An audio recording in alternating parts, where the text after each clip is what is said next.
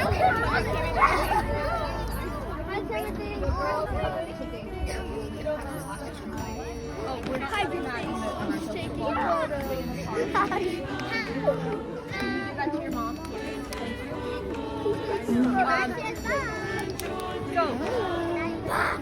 Pom pom pom pom.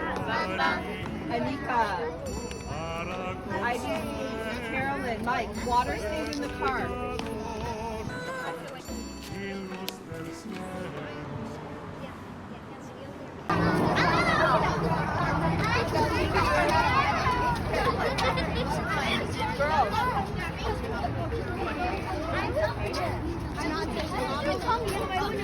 Take a video for you. Whatever. Hello.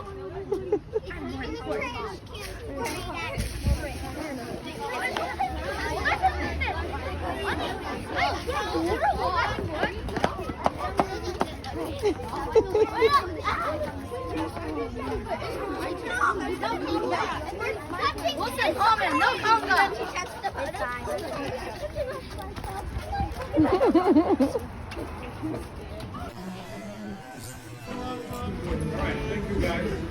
Welcome to Mission San Jose. My name is Jurek Zarzynski. I'll be your docent. That's a very difficult name, but you can call me Mr. Z. Okay? That will be easier. All right, today I want you to use two things. Your imagination. I want you to try to imagine, as we go through this, imagine how would it be to live here 200 years ago? How would it be to live here 200 years ago? How would it feel if you're one of the Olonis? How would it feel if you were the priest, the missionary? How would it feel if you're one of the members of the government who have problems with Olonis and the missionary? All right? And the second thing I want you to use is your critical thinking. You know what critical thinking is? When you look at what is being told to you with some suspicion, okay? Kind of like, can this be true? Is he telling the real truth? What about this and what about that? And I want you to ask me questions.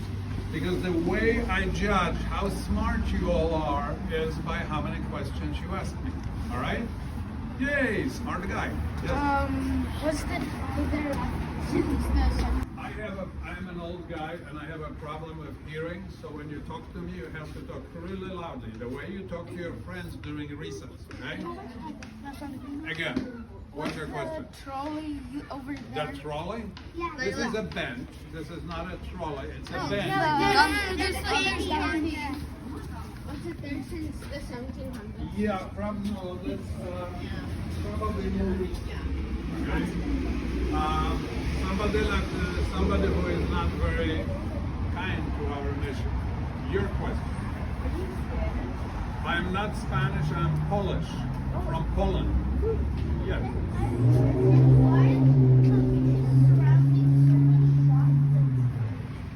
So, what's your name? Timothy asked, why is the mission surrounded by so many shops and buildings? Well, this is where your imagination comes through. I want you to imagine no building, nothing. Girls, if you are conducting your own tour, could you step away like 20 or 30 steps, okay? So you don't disrupt me, okay? All right. I want you to imagine nothing here, no buses, no cars.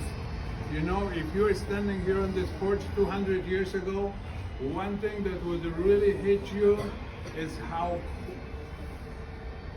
Pardon me? What were you saying? Okay, so next time if you want to say something, raise your hand, okay? Thank you. So it would be super quiet here. You could stand here and you could hear the bells from Mission Santa Clara. You could hear the bells from Mission in San Francisco. But today, you know, we have all the shops. Yes? If there's like a big door there, how come it's not the entrance? Because normally it is an entrance like we have weddings here or concerts, we open this gate. But normally we're trying to control who comes to the mission, who sees it, pays the ticket because we charge them per ticket. So if we had this big door open, everybody would be coming and going and we wouldn't even know. Does that answer your question? Yeah. All right, cool. What is your question? Speak louder. So, what was this building before it was converted into a gift shop? Okay, so her question is, what was the function of this building before it was a gift shop and a museum? It was called convento in Spanish. This is where the missionaries lived, slept, ate. That's where they had their workshops, they had their storage room. And this building actually used to go all the way to the church. You can see remnants of the wall. But the part between the church and the current building collapsed in an earthquake at one time. And actually, in a museum, you will see drawings that show that this building turned around, then again, forming a big rectangle at one time. It was really huge. Yes. Yes, some of the mission was rebuilt. The building behind you was not rebuilt. It's the original building. You can tell when you're inside of that building, when you visit museum, that some walls are really super smooth. Those are the new walls. But any walls that you see that are kind of like really rough, they are the old walls, over 200 years old. We ask you not to touch it because they're ever old. Okay? Your question. So why not do no color No, originally they painted the buildings and other walls with kind of a white paint that they made actually themselves.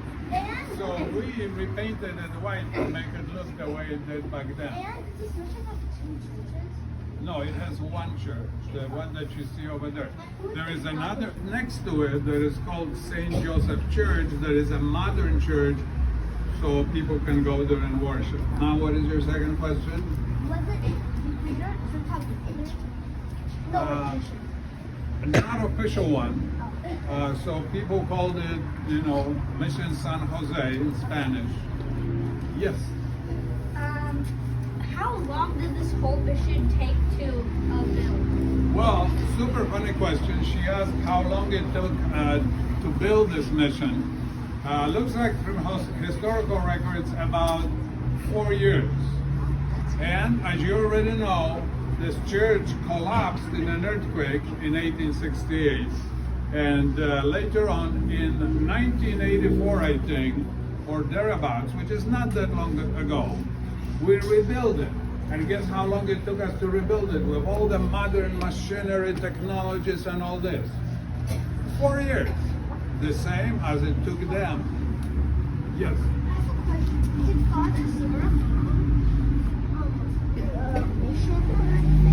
So Father Sarah did not, Father Sarah died before this mission was founded. So he has never heard of this mission. It was Father Lasuen who founded this mission. Okay, your question. I can tell these flags, but what flag is that? The last one, No. this one, Oh, that's it's a Russian flag.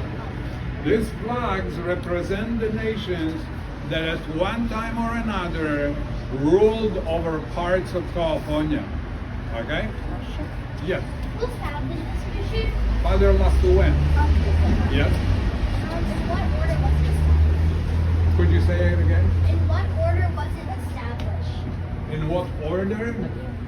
Like the ninth or the seventh Yeah. mission. Like which number Oh, is it? Of I think it was 14, wasn't it? 14. Yes. I'm light on facts and big on ideas. Yes. Has this mission ever been relocated? Because we're doing our own No. mission projects. No, this mission was never relocated. The mission Santa Clara was relocated a number of times, but this building stands where it was originally built. Okay? All right, guys, we'll never do this tour if I keep answering your questions. So let's move on, okay? I'll open the change for you.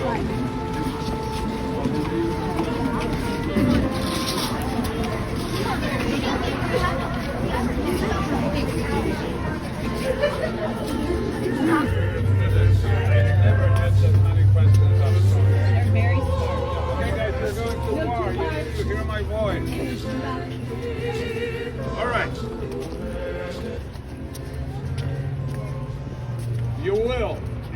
if you guys are good, we'll go and visit the cemetery at the end of this tour. You already have a question? Yes.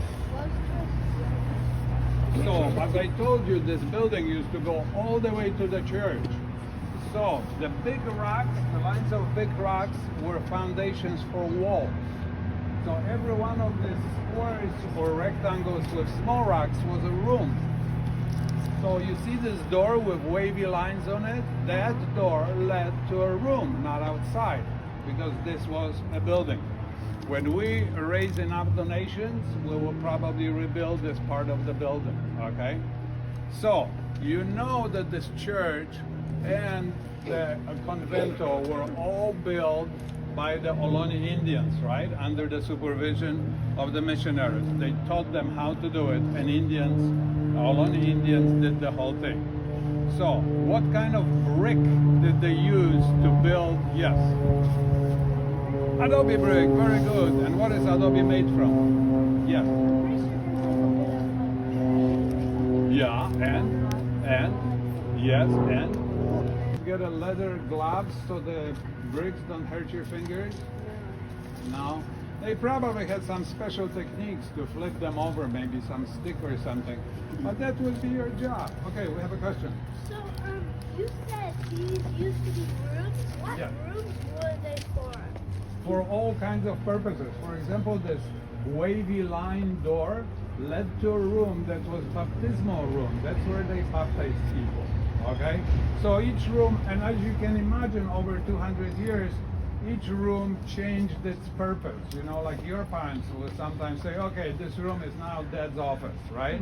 But it used to be children's room or something. So the rooms probably changed their function. Yes? What happened to the rooms? What happened? You see what happened to them. You see their shadows here in the ground. Okay, let's move on.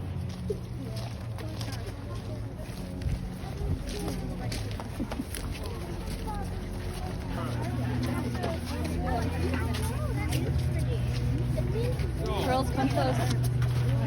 I need your attention again. All right. When the missionaries came here, they met Indians, Ohlone Indians, who lived in this area. And one thing they noticed is that Ohlone Indians had no agriculture. They maintained the land, they hunted animals, but they didn't have any animals other than dogs, and they didn't plant seeds to harvest it later on. So missionaries had to teach the Indians how to take care of cows and pigs and ducks and horses, etc. They also taught them how to plant seeds, how to plant trees. And you see this old olive tree here? It's over 200 years old. It was planted here probably by Ohlones under the direction of the Padre. Actually, behind the white fence, there's lots of olive trees. They're all very old from the mission era. And to this day, their olives are harvested and oil is made from the olives. And once a year, there is an olive festival here. You can come and buy this olive oil from trees that are 200 years old. Now here on the left, you see a young olive tree that was fairly recently planted. And you can compare the young and old olive trees. Doesn't it kind of compare like me and you guys? Yeah. Yeah. Lots of wrinkles and stuff. Yes? Why is there a gravestone over there for the World War II? Those are, some of them are graves, some of them are just commemorative memento structures, okay? They are not really graves. But farther on, like where there is this big white column, that's an actual family grave, okay? What's that like opposite? Like some probably candles or something, yes. On top of that fountain, there is a sculpture of somebody. Who is it? Probably Jesus Christ. All right, guys, we're gonna go to the church. Now pay attention, this is important. This is a Catholic church. It's still a church. People come to pray, to worship there. We have to be on our best behavior, okay? We have to be quiet. We have to keep our observations to ourselves. For some of you, this will be a brand new experience and you will feel like going, whoa, geez, oh my gosh, look at this. Don't, okay? Keep those comments to yourself. In Catholic Church, it is expected that men and boys do not cover their heads. So if you have a hat or a hood, please, and you're a boy or a man, or a boy who wants to be a man, take it off. Girls and women until recently were expected to cover their hair. They are no longer required, but they are allowed. So if you're a girl and you want to show the boys that you can do something they cannot, go ahead, wear your hood, wear your hat. If you don't have a hat, you can borrow a hat from a guy that you know, okay? All right? I would like to ask the last person who enters the church to close the door, okay? Otherwise, birds fly in. All right, thank you.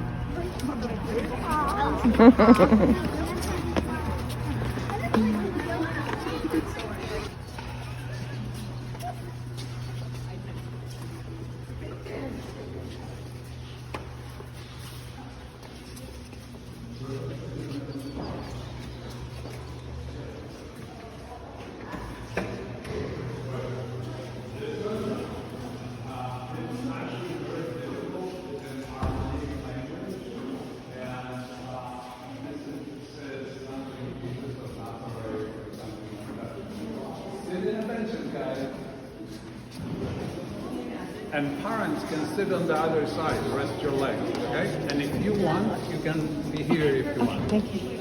You can even step on a bench if you Oh, want. it's okay. Okay.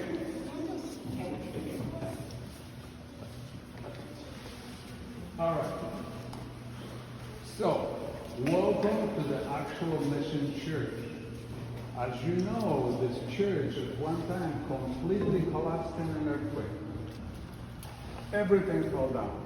People came and hauled away all the valuable things like statues. This is one of our original statues from the church.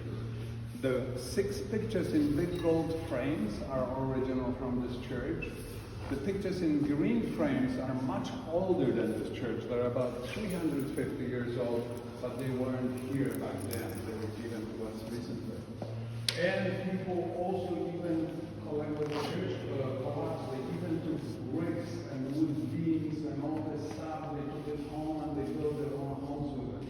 So this church completely disappeared. And people built in its place a wooden church. And this wooden church served us for almost 100 years. And then people of Fremont decided that they wanted the old mission rebuilt. So in late 1900s, many donors came forward and gave us a bunch of money. And we decided to rebuild this church. But before we did that, we had to do our homework. We have to study very hard. Hold on.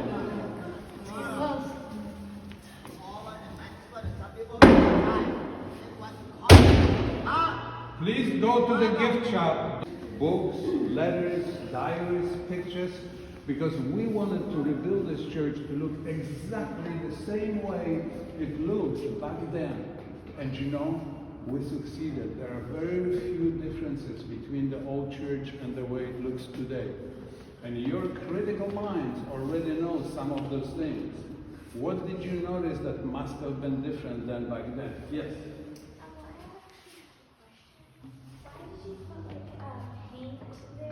Decorative, to make it pretty. Just the same reason why we put paint on the walls today. Yes? A question. Yeah. For many churches, how come like the ceilings are pretty tall? Well, that's an excellent question. You know, you can also ask, why are they so decorative? Why so much art? Why big organs? Why? All of this was made to impress people. People who want to talk to God would come here and they would pray. And they had to have the feeling of grandeur, feeling that this is something really special place. Otherwise, they would just stay home, pray there, and never bring the family here. Okay? Yes? There's something right We'll there. talk about it in a second. Yeah.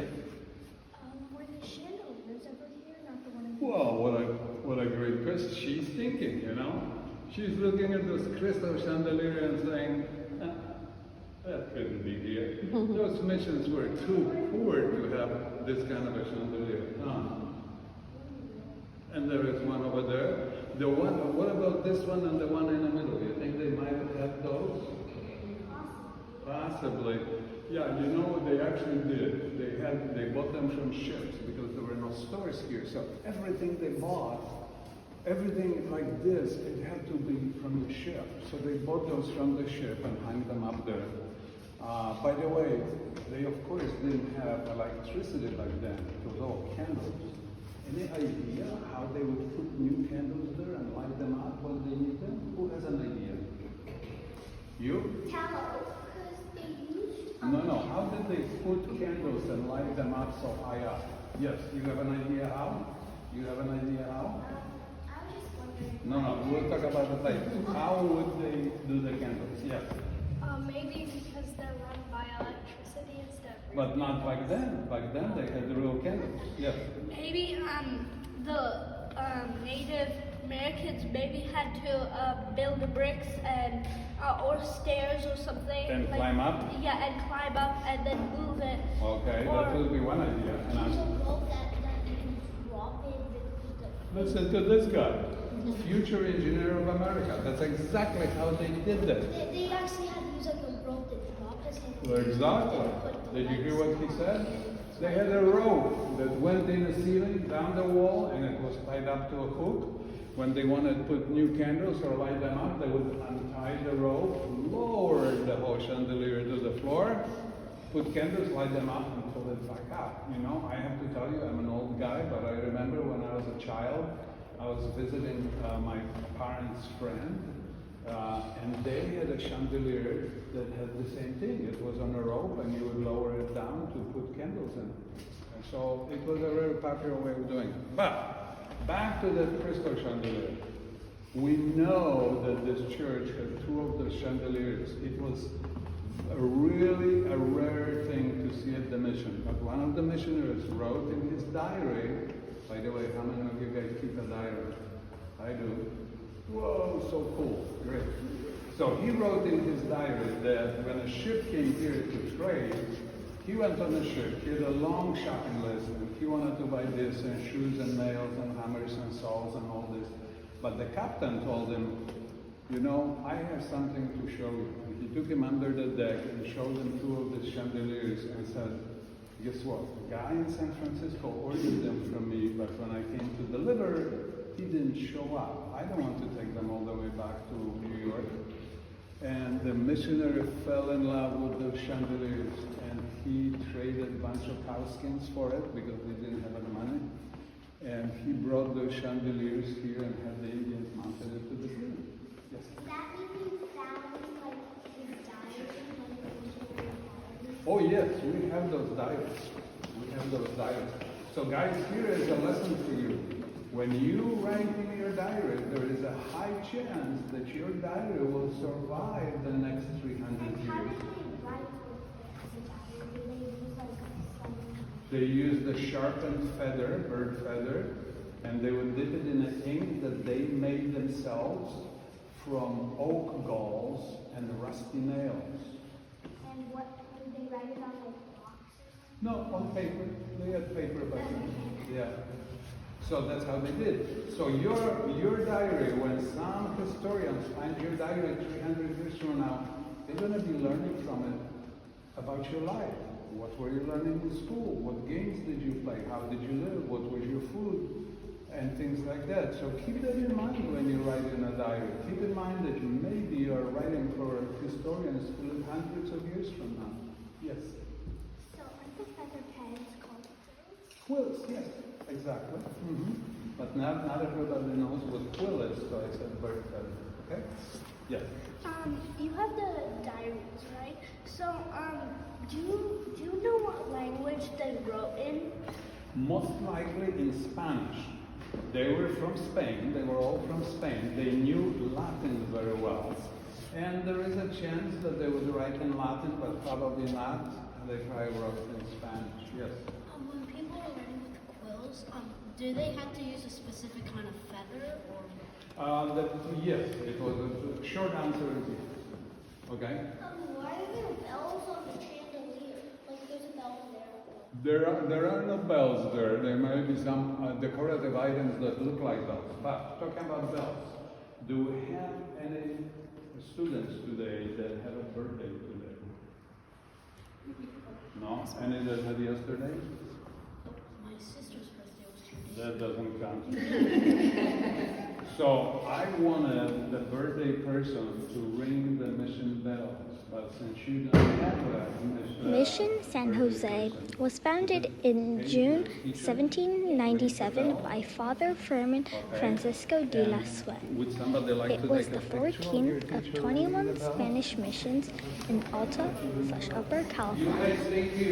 The missions were founded to secure Spain's claim to this land and to teach the native the Spanish way of life and Christianity. This site was the only mission on the